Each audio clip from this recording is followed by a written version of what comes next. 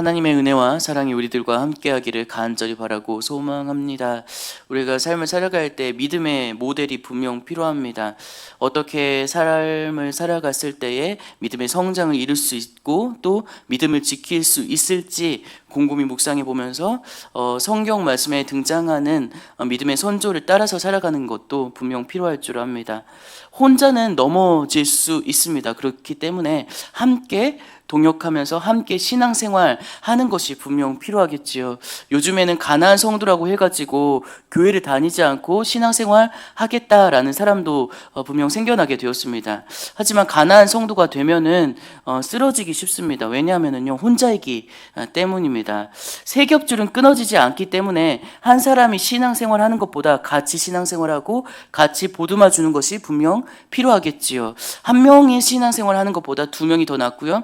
세 명이 더 낫고 그리고 더 많을수록 신앙생활 하는데 더 함께함으로 인하여서 더 힘이 되어지고 함께 동역함으로 인하여서 쓰러지지 않을 수 있습니다. 그리하여서 모임을 갖고 함께 동역하고 함께 구역을 만들어 가지고 은혜를 나누는 것들이 분명 필요하겠지요. 어제 3040 더드림 찬양단 모임을 가지게 되었는데 제가 생각했을 때 너무 좋은 시간이지 않았나 싶습니다. 왜냐하면요, 하나님께서 어떤 모임을 만들어서 함께 할 수 있도록 그렇게 이렇게 주님께서 아름답게 만들어 주셨기 때문입니다. 제가 두 가지로 정말 좋은 점을 꼽게 되었습니다. 첫 번째로는 찬양하는 공동체이기 때문에 하나님께 예배하고 하나님께 찬양하는 공동체이기 때문에 정말 아름답다라는 생각이 들었고, 두 번째로는 자원하는 심령을 가지고 그리고 함께 감사하는 마음, 주님께 감사하는 마음을 찬양할 수 있기 때문에 너무나도 좋지 않나라는 생각을 하지 못했습니다. 하나님이 만들어 주신 것을 끊을 수 없음을 기억하게 되었습니다. 왜냐하면은요, 시간을 쪼개내어서 토요일 날 그 새벽 시간에 모이겠다라고 그렇게 결정했기 때문에 더 아름답지 않나, 어떻게 시간을 만들어낼까 고민하다가 그렇게 만들어지기 때문입니다. 좋은 공동체가 되기 위하여서는 우리가 정말 자원하는 심령을 가지는 것이 분명 필요하겠지요. 오늘 말씀에서도요, 어떻게 하면은 좋은 공동체가 될 수 있고 어떻게 하면 하나님의 은혜를 받을 수 있는지에 대해서 곰곰이 묵상하면서 오늘 말씀을 보았으면 좋겠습니다. 오늘 말씀 23절 말씀에 보니까요, 23절 말씀에 보니까요, 암몬과 모압 사람을 아내로 삼는 그런 일이 있었음을 볼 수가 있습니다. 왜 모압과 암몬 사람을 아내로 맞으면 안 될까요? 여러 가지를 들 수 있겠지만 가장 모범적인 부분이 어떤 부분이냐면, 모압 왕 발락이 발람을 통하여서 이스라엘을 저주함으로 공동체를 와해시키려고 했기 때문입니다. 이전에 그런 일이 있었어요. 그렇기 때문에 공동체를 무너뜨리려고 했기 때문에 그들과 함께 어떻게 보면 함께 신앙생활하거나 함께 동역하거나 함께 관계를 맺지 않도록 그렇게 했다라는 사실입니다. 이뿐만 아니라 암몬도 마찬가지입니다. 이에 동조하여서 이스라엘이 도움을 청할 때에 이를 거절했기 때문에 하나님께서 모압과 암몬을 총에 들이지 못하게끔 그렇게 만들으셨다라는 사실이지요. 관계도 하지 말라라고 그렇게 이렇게 이야기를 하셨습니다. 그렇기 때문에 하나님께서 우리들에게 어떻게 이야기를 하고 있냐, 25절 말씀에 보니까 딸들이나 아들들을 그들 암몬과 모압 자손에게 주지 말라고까지 그렇게 분명하고 명확하게 그렇게 이야기하고 있습니다. 심지어 과격한 그런 모습들까지 보이는데요, 만약에 그렇게 하게 되면은 때리고 머리털을 뽑는다라고까지 이렇게 오늘 25절 말씀에 이렇게 이야기를 하고 있는 것이지요. 죄악된 관계를 끊어버리는 것이 왜 중요할까요? 그것은 다름 아닌 거룩함을 드러내는 것이 악한 그 세력들과의 관계를 끊어버리는 것과 밀접하게 연관되어져 있기 때문입니다. 로마서 12장 1절 말씀에 보게 되면, 너희는 이 세대를 본받지 말고 오직 마음을 새롭게 함으로 변화를 받아 하나님의 선하시고 기뻐하시고 온전하신 뜻이 무엇인지 분별하라라고 그렇게 말씀하셨습니다. 예수님께서 우리를 위하여 십자가에 달려 죽으셨습니다. 왜냐하면은요, 우리를 죄 가운데 있었던 우리를 죄 가운데에서 벗어나게끔 만들어 주시기 위함입니다. 우리가 죄에 속하지 않기 위하여 죄와 관계 맺지 않기 위하여 우리를 위하여서 십자가에 달려 돌아가셨다라는 사실입니다. 우리의 믿음에 회복할 수 있는 그런 온전하신 방법은요, 예수 그리스도를 온전히 따라가는 것입니다. 그리고 하나님과의 관계를 철저하게 1대1 관계를 잘 맺고요. 그리고 그뿐만 아니라 이웃과의 관계도 잘 맺는 것이 분명 필요하겠습니다. 그렇게 했을 때에 죄가 우리들 가운데 틈타지 않을 수 있도록 만들어 주는 것이겠지요.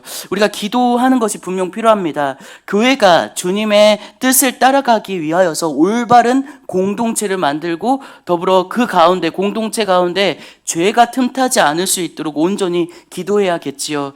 기도할 것은 분명 3040을 위하여서 기도했으면 좋겠습니다. 3040이 살아나고 또한 다음 세대가 살아날 수 있도록 우리가 중보하면서 기도했으면 좋겠습니다.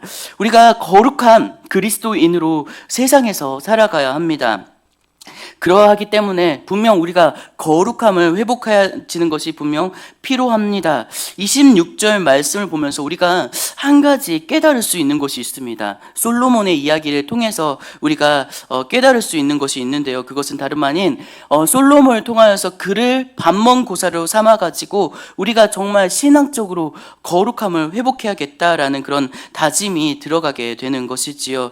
솔로몬은요, 세상적으로 성공했습니다. 왜냐하면은요, 다윗 이후로 나라가 정말 번성하게 되었거든요. 다윗 이후로 그렇게 큰 나라를 세운 적이 없었습니다. 더불어 그 나라뿐만 아니라 이웃 나라와의 관계도 너무나도 잘했습니다. 잘했기 때문에 나라를 엄청 부강하게끔 만들었습니다. 하지만 솔로몬에도 문제가 하나 있었지요. 그것은 다름 아닌 하나님이 주신 지혜를 세상적으로 사용했다라는 사실입니다.